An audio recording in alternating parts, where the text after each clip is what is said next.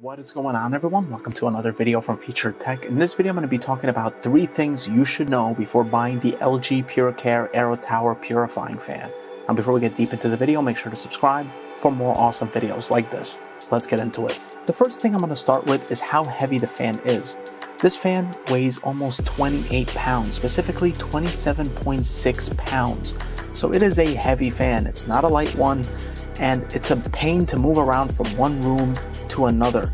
And this is something to keep in mind, especially if you're going to buy this fan as a gift for somebody that has back pain or whatever the case is.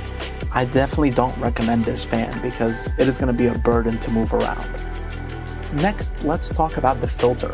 Now, this is a HEPA filter that LG uses with this purifying fan, and they claim that it can last up to 1 year, but it can definitely last a whole lot less if you're using it on different settings. So for example, if you're using this fan on turbo mode all the time, definitely your filter is probably going to wear out in 6 months time. And one thing you need to keep in mind is when it's time to replace that filter, a genuine HEPA filter from LG's website goes for $100.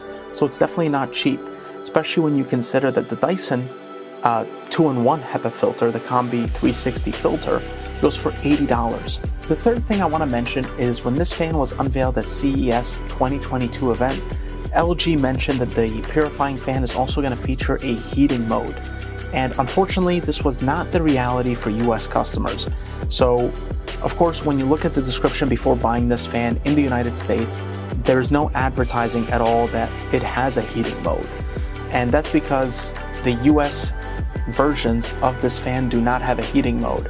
But I did read, and somebody actually commented about the fact that the LG AeroTower fans that are being sold in Korea do have a heating mode.